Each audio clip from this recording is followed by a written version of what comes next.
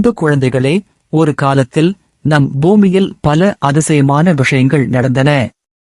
மந்திரங்களும் புராணங்களும் பேசும் மிருகங்களும் நிறைந்திருந்த காலம் அது. அப்படி ஒரு காலத்தில்தான் அகத்தியர் என்று ஒரு ஞானி வாழ்ந்தார். அவர் மிகுந்த ஞானமும் அன்பும் நிறைந்தவர். அவர் என்ன பேசினாலும் அனைவரும் உன்னிப்பாக கேட்பார்கள்.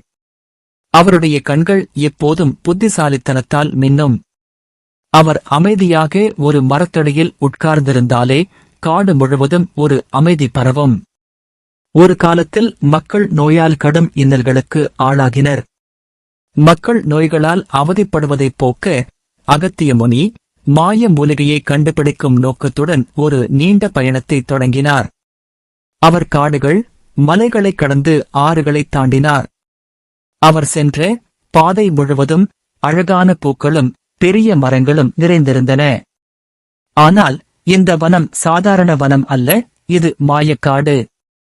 இங்கு பல ஆச்சரியங்களும் ஆபத்தான விஷயங்களும் மறைந்திருந்தன. அகத்திய முனி அந்த காட்டின் வழியே போகும்போது திடீரென்று ஒரு பெரிய பிரகாசமான பூக்களைக் கண்டார். ஆனால் அந்த பூக்கள் அப்படியே அசையாமல் ஒருவிதமான ஒளியை வெளியிட்டன. அகத்தியர் நெருங்கிச் சென்றபோது அந்த பூக்கள் அவரைச் சுற்றிலும் ஒரு மெல்லிய வலையை பின்னத் தொடங்கின. ஆம், அவை மாயக் கன்னிப் பூக்கள். மெதுவாக அவரை பிடித்துக் கொண்டிருந்தன. அகத்தியருக்கு என்ன செய்வதென்று தெரியவில்லை. அவர் தவித்துக் கொண்டிருந்தபோது திடீரென்று மரங்களின் உச்சியில் இருந்து சில சத்தங்கள் கேட்டன. குதுகுதுவென்ற சத்தத்துடன் ஒரு குரங்கு படை அங்கே தோன்றியது. அவை சாதாரண குரங்குகள் அல்ல, அவை மிகவும் புத்திசாலித்தனமான, குறும்புக்கார, ஆனால் மிகவும் விசுவாசமான குரங்குகள்.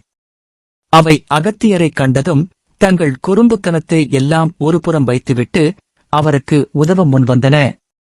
குரங்குகள் மரத்துக்கு மரம் தாவி மரக்கிளைகளை பிடித்து தொங்கி மாயக்கண்ணி பூக்களின் வலையை அறுத்தெறிந்தன. அகத்தியருக்கு மிகவும் ஆச்சரியமாக இருந்தது. அவருக்கு உதவ இப்படி ஒரு படை வந்தது.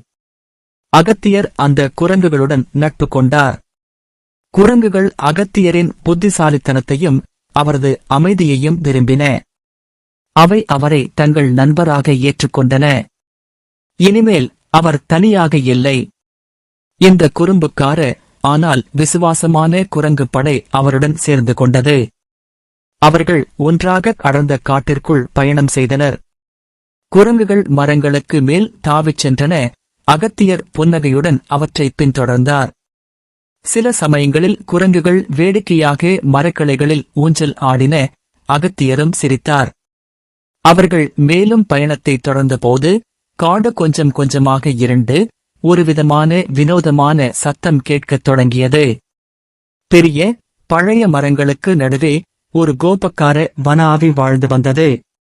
இந்த ஆவிக்கு யாரும் அதன் அமைதியை கெடுப்பது பிடிக்காது. அதன் கண்கள் கோபத்தில் சிவப்பாக மின்னின. அது ஒருவிதமான உருமல் சத்தத்தை எழுப்பியது. வன ஆவி அகத்தியர் மற்றும் குரங்கு படையை பார்த்ததும் கோபத்தில் கர்ஜித்தது. அது தனது மந்திர சக்தியால் பெரிய பாறைகளை உருட்டி அடர்ந்த மரங்களை அவர்களின் பாதையில் விழச் செய்தது. இது ஒரு பெரிய சவால். ஆனால் அகத்தியர் பயப்படவில்லை. அவர் அமைதியாக யோசித்தார். குரங்குகளும் மிகவும் புத்திசாலித்தனமானவை, இல்லையா? அகத்தியர் குரங்குகளுக்கு மெதுவாக யோசனைகளைச் சொன்னார். குரங்குகள் தங்கள் வேகத்தையும் துருதுருப்பையும் பயன்படுத்தி பாறைகளுக்கு மேல் தாவிச் சென்றன. பெரிய மரங்களின் கிளைகளை வேகமாக அசைத்தும் பலவிதமான குறும்புத்தனமான சப்தங்களை எழுப்பி வன ஆவியின் கவனத்தை திசை திருப்பினர்.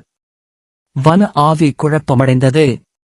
குரங்குகள் தங்கள் ஒருங்கிணைப்பாலும் அகத்தியரின் ஆலோசனையாலும் வன ஆவியின் தந்திரங்களை முறியடித்தன. வன ஆவி இறுதியில் களைத்து சோர்ந்து போய் ஒரு மரத்தடியில் உறங்கச் சென்றது. வன ஆவியை தாண்டிச் சென்ற பிறகு அவர்கள் காட்டின் மிகவும் உட்புற பகுதியில் நீண்ட தூரம் சென்றனர். அங்கே ஒரு பெரிய பாறைக்குப் பின்னால் ஒரு அதிசயமான ஒளி வீசும் மூலிகை இருப்பதை அகத்தியர் கண்டார். ஆம், அதுதான் அகசியம். அந்த மூலிகை ஒருவிதமான மாய ஒளியுடன் ஜொலித்தது. அதைச் சுற்றிலும் அழகான சிறிய பூச்சிகள் பறந்து கொண்டிருந்தன. அகத்தியரின் முகம் மகிழ்ச்சியால் பிரகாசித்தது. குரங்குகளும் குதூகலமாய் ஆரவாரம் செய்தன. மூலிகையை எடுத்த பிறகு அகத்தியர் அந்த இடத்தை உற்றுப் பார்த்தார். அங்கே அந்த பாறைக்குப் பின்னால் ஒரு மறைந்த பாதை இருப்பதை அவர் கண்டார். குரங்குகள் உற்சாகத்துடன் அந்த பாதையில் அவரை வழிநடத்தின. அவர்கள் அந்த பாதை வழியாகச் சென்றபோது ஒரு ஆச்சரியமான இடத்தைக் கண்டனர். அது ஒரு மறைந்திருக்கும் நீர்வீழ்ச்சி. அதன் தண்ணீர் வெள்ளி போல ஜொலித்தது. அதைச் சுற்றிலும் மிகவும் பசுமையான செடிகள் வளர்ந்திருந்தன. அந்த நீர்வீழ்ச்சியின் தண்ணீர் மிகவும் சுத்தமாகவும் புத்துணர்ச்சியூட்டுவதாகவும் இருந்தது. இதுதான் அந்த மூலிகையின் சக்தியை பெருக்கும் இடம் என்று அகத்தியர் உணர்ந்தார். அந்த நீர்வீழ்ச்சி அதன் நீரால் அந்த நிலத்திற்கு வளத்தையும் செழிப்பையும் கொண்டு வந்தது. அகத்தியர் அந்த மூலிகையை பாதுகாப்பாக எடுத்துக்கொண்டு தன் விசுவாசமான குரங்கு படையுடன் திரும்பிச் சென்றார். தனது இருப்பிடத்திற்கு திரும்பிச் சென்ற அகத்தியர் மக்களை அழைத்து அந்த அகசியம் மூலிகையை அவர்களுக்கு கொடுத்து அவர்களின் நோய்களை குணப்படுத்தினார். அகத்தியர் இந்த பயணத்தின் மூலம் அறிவும் அமைதியும் மட்டுமல்ல, நல்ல நண்பர்களும் எவ்வளவு முக்கியம் என்பதையும் புரிந்து கொண்டார். அந்த குறும்புக்கார குரங்குகளும் அகத்தியருடன் சேர்ந்து கொண்டதால் மிகவும் மகிழ்ச்சியடைந்தன. அன்பு குழந்தைகளே, இந்த கதையிலிருந்து நாம் என்ன தெரிந்து கொண்டோம்?